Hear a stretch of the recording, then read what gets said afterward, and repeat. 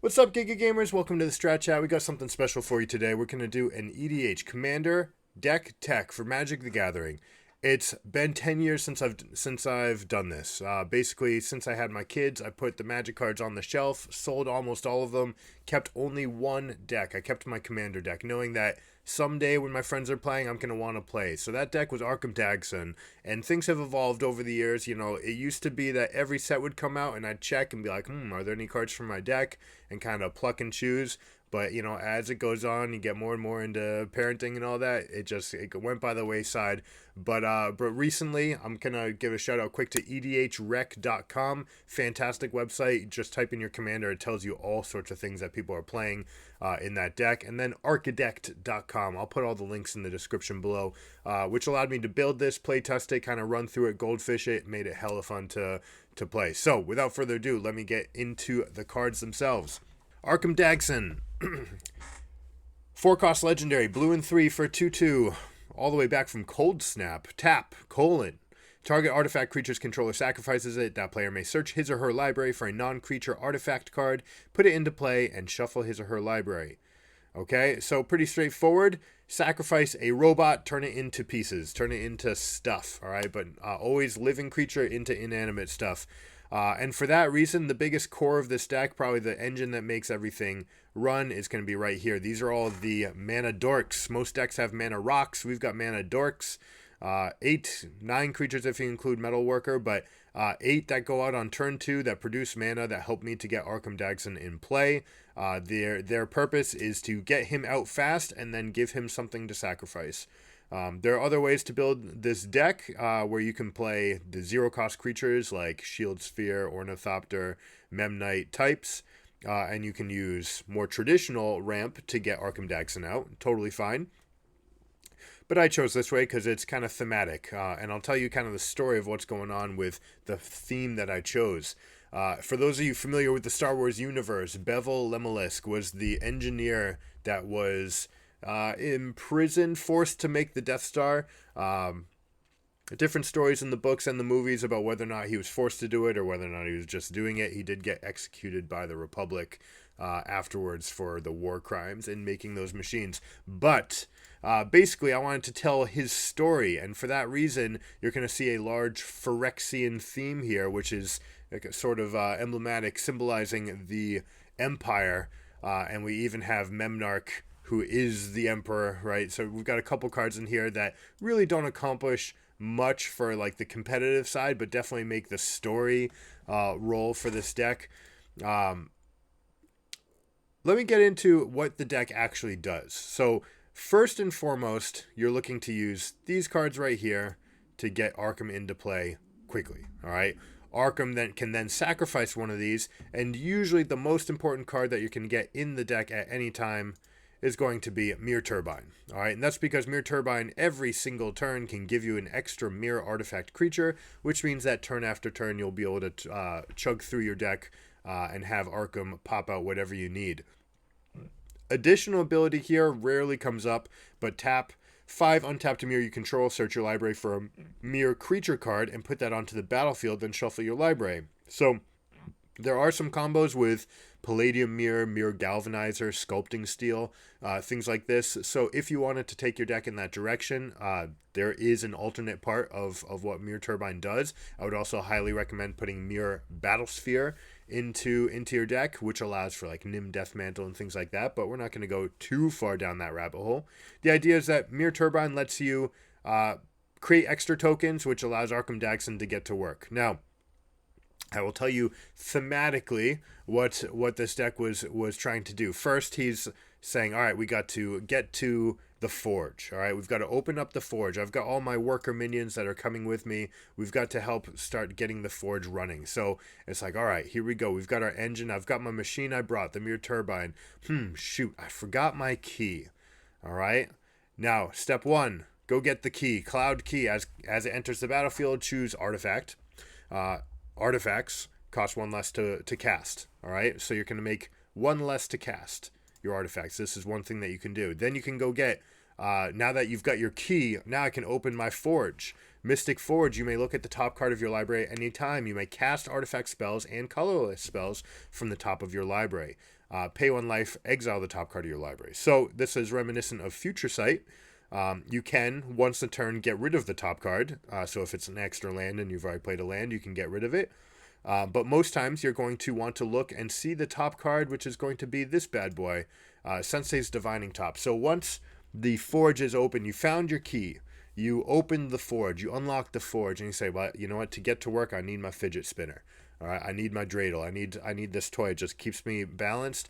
Once you get Sensei's Divining Top, you can actually tap the top, put it on top of your deck, and then put it into play, casting it via Mystic Forge. And because you have Cloud Key in play, it's free. So you just constantly draw, and you can draw your entire deck. And that's, I envision the Forge just whirring into motion. You make it, you draw your entire deck. And then what? What are you going to do with it? Well, the Death Star. This is Aetherflux Reservoir. Whenever you cast a spell, you gain 1 life for each spell you've cast this turn. Pay 50 life. Aetherflux Reservoir deals 50 damage to any target. So with your deck in hand, you can go through. There's plenty of things you can do. You've already played Sensei's Divining Top by that point probably 87 times. So you just play your Reservoir, keep on playing Sensei's Top, and yeah, there you go. That's how you get all your life, infinite mana, infinite life, all your cards in your hand, and you power up the Death Star, and then you take out all your targets with Aetherflux Reservoir. So that's the very thematic combo. And if you had a very casual play group, I would take a lot of these other things I'm going to show you and throw them out.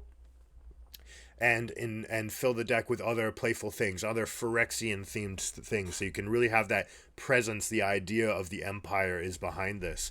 And then conversely, we'll go, if you're going to be super competitive, this is sort of like the flavorful combo. Yes, it works. It is effective at winning the game, but there are some other combos that work much faster. For example, same Sensei's Top, but you can take Rings of Brighthearth and Basalt Monolith to generate infinite mana.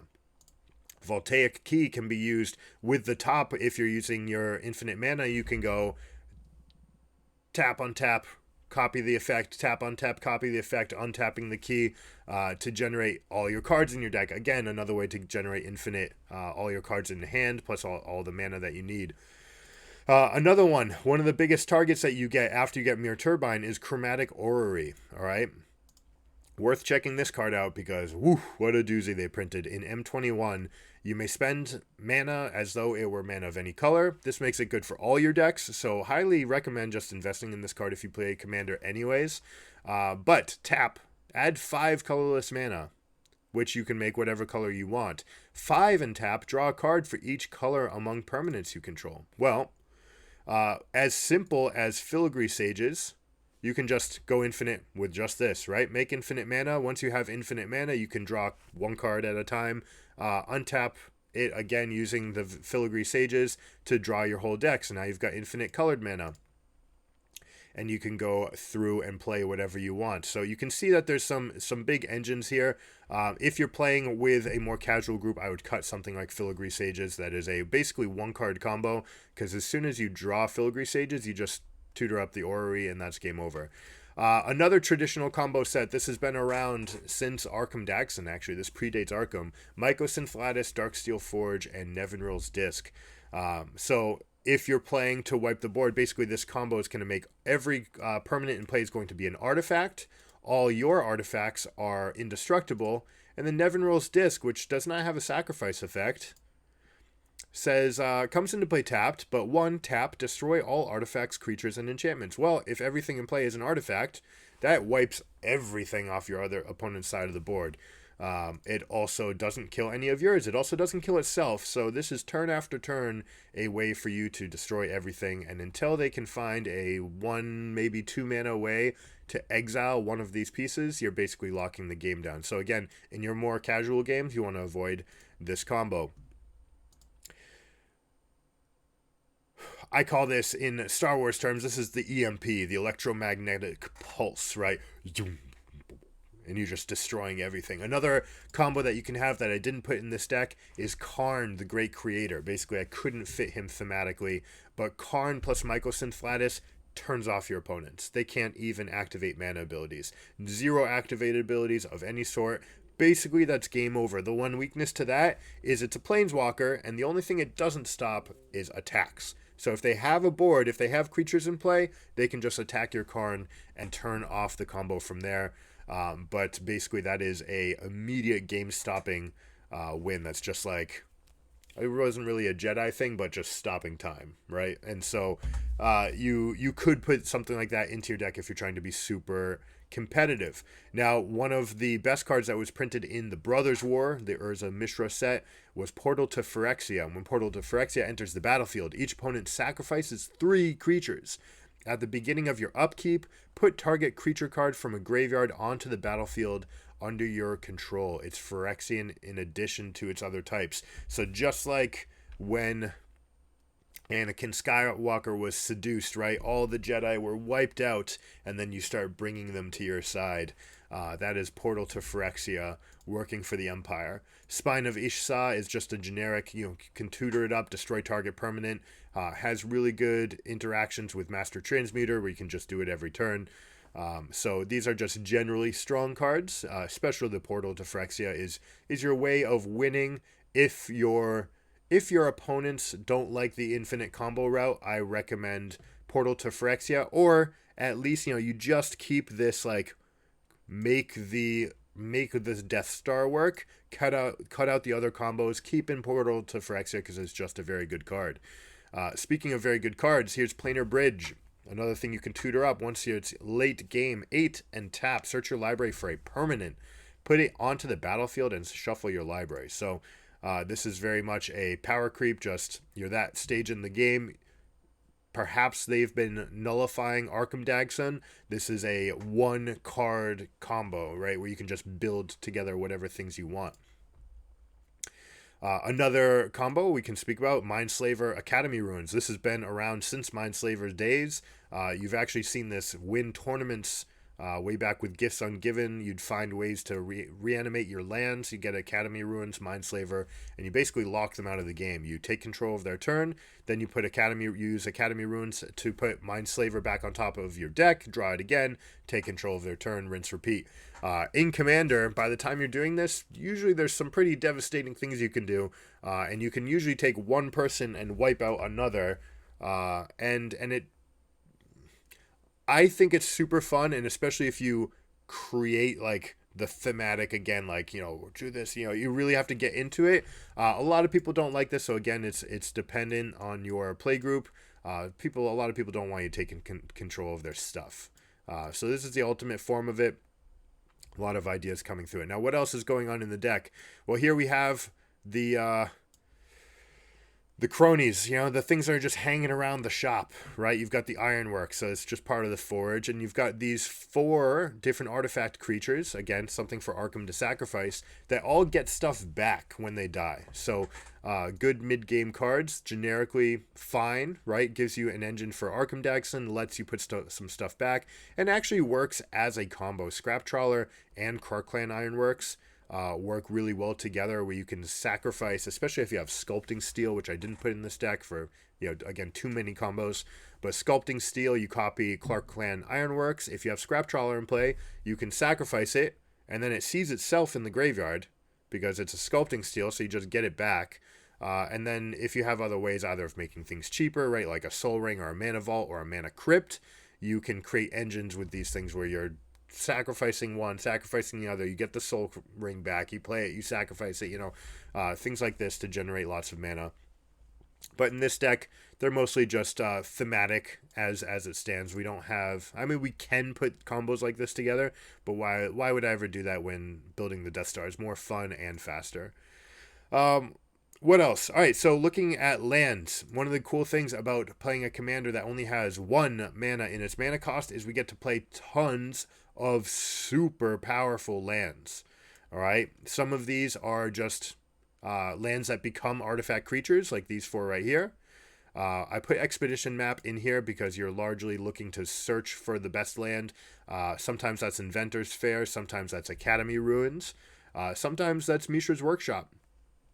And Like I said, a couple of these, Cargill Castle, Foundry of the Councils, they are made for just making extra artifact creatures, but then you have powerful ones like the Mycosynth Gardens, Mirix, Sanctum of Ugin, right? You can put in whatever flavor fits your style for these lands. What I didn't want to do though, however, is put so many lands in, especially the blue effect lands. You could put something like Teleria West in your deck, it'd be totally fine. It's a blue mana source that also lets you go and 2-drop other things, but having basic lands is a strength. It also allows me to play these cool Phyrexian all is one lands, which kept me on theme. And I basically just picked the very best blue come into play untapped lands. Otawara, which just works by itself, but can also be used as a removal of sorts. You just bounce something. If there's something problematic, right? They have locked down your Arcum Dagsson somehow. Some creature that's saying activated abilities can't be played. Well, here we go. You can get rid of it for a turn, and that should be enough to do well. So when you have Otawara, make sure it's the last land you play. And that's about it. I mean, we've got a couple other just generically powerful cards. I put I'm thinking, what else do I need? Like, what else went in this recipe? Just some generic good card draw in here. We also only played 2 tutoring effects. We could have played a lot more. You have all your mages: Trinket Mage, Tribute Mage, Treasure Mage, Trophy Mage. All of those could easily go into a deck. We also didn't put counter spells in except for the one. And again, thematically, I made this like the Empire has given you 1 bodyguard in Wormcoil Engine, 1 suit of armor that you can use to protect yourself if it came up, and 1 counter spell that you can play when you're in play. So once you're in the Forge, it can protect you once. So again, it would be kind of oppressive playing a lot of the counter spells. You don't need all of these combos and iterations, right? You basically only need the one. And for me, if I were going to pick the one, it would be Cloud Key, Mystic Forge, and Aetherflux Reservoir with Sensei's Top.